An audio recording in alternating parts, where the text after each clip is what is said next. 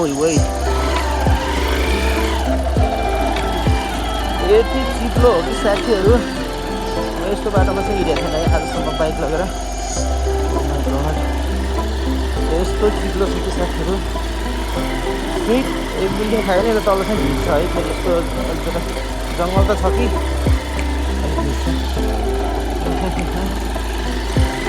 Weight 3 kilometre मलाई दुःख छ अब अलिकति राम्रो बरु माटो नहोइदियोस् क्या पछि होइदियोस् तर त्यस्तो ढुङ्गावाला बाटो होइदियोस् क्या यस्तो माटो चिप्लो माटो रातो माटो चिप्लो बाटो गरेर तपाईँको भोगले मारिसक्यो हातहरू त साथीहरू यो बाटोमा गाडी बाइक चलाउँदाखेरि हेर्नु त साथीहरू हात यस्तो भएको छ क्या एकदम यस्तो छकाइरहेको छ कि भोक लगाइरहेको छ अब खाने ठाउँ पनि त्यस्तो भेटिरहेको छैन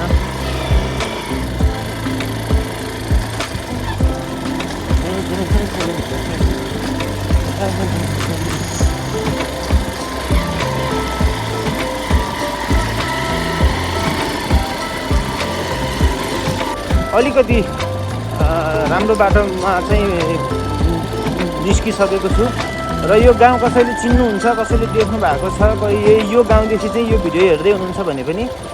कमेन्ट गरिदिनु होला यो ठाउँको नाम मलाई त थाहा भएन है म चाहिँ हिँड्दाखेरि यो बाटोमा चाहिँ यो परेकोले एकदम सुन्दर लाग्यो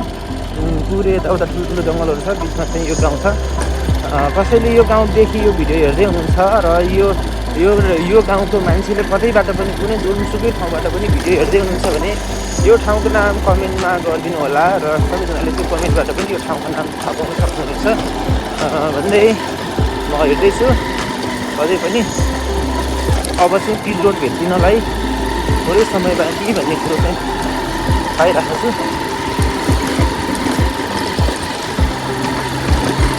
है त भिडियो हेर्दै गर्नु होला अब राम्रो बाटो कहाँ देखाउँछ पिच बाटो हजुर नजिकैबाट हो ए अनि पुरै पिच हो अब खल्लामासम्म ए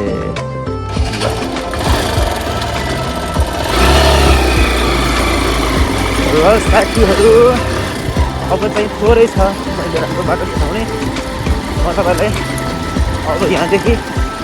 कति टाढो छ राम्रो बाटो म तपाईँलाई देखाउँछु है त निकै गाह्रो भयो यार यो बाटोमा अगाडिबाट सफा पानी पनि आइरहेको छ कस्तो धुन पाइदियो हुन्थ्यो र धुला पनि हुन्छ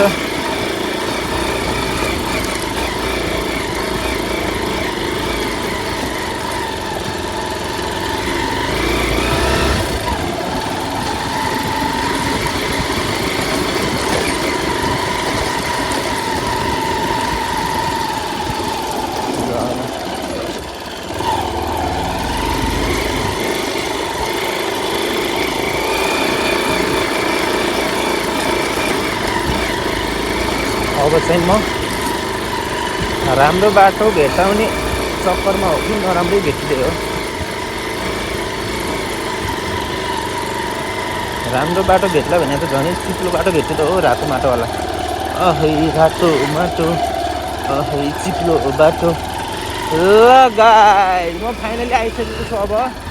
पिच रोडमा देख्न सक्नुहुन्छ अब चाहिँ मेरो यात्रा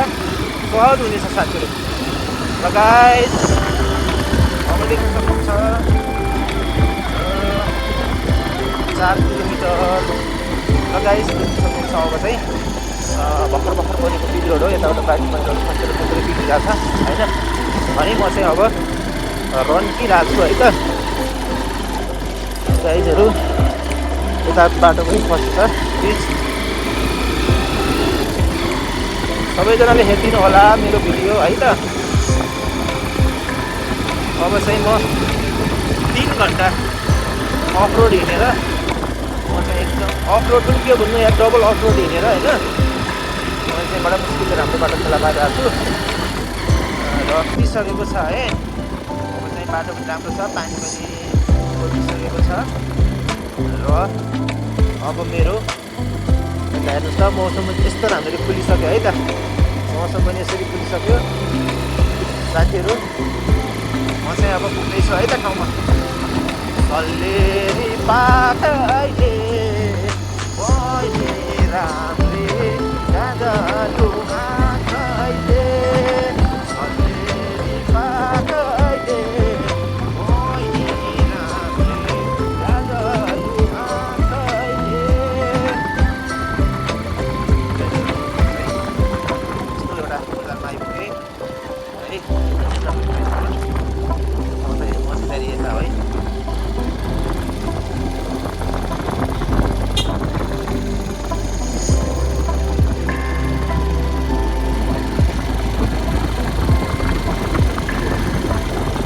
उतापट्टि चाहिँ मौसम एकदम सफा भइसकेको छ साथीहरू। यतापट्टि चाहिँ हेर्नुहोस् त देख्न सक्नुहुन्छ एकदमै धुइरो कुहिरो है त,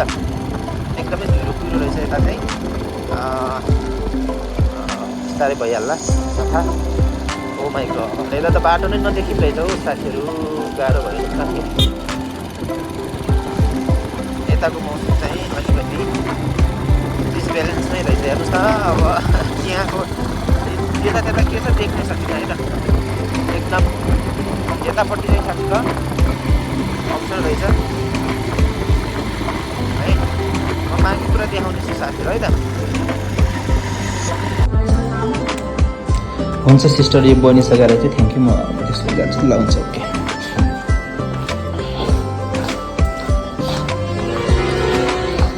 ल फाइनली गाइज म चाहिँ आफ्नो पर्सनल यो पेन ल्याएर चाहिँ म बाहिर निस्किसकेको छु होइन। भित्र चाहिँ अहिले त्यति धेरै भिडियो सुट गर्न पाइएन होइन, एकदमै फ्रीमा बन्ने रहेछ यो कार्ड चाहिँ होइन। यी मेरो चाहिँ सिद्धो काम। अब चाहिँ म यहाँदेखि म कहाँ छु तपाईँहरूले देखिसक्नुभयो। म चाहिँ श्रीनगरको सल्यान यो आन्तरिक राजस्व कर विभागमा आएर मेरो बाइक चाहिँ यता छ। श्रीनगर आएर मेरो सबै काम सिद्ध्याएर म चाहिँ यहाँदेखि अब निस्किसकेको छु साथीहरू। अब बाँकी कुराहरू म चाहिँ तपाईँहरूलाई देखाउने छु है त।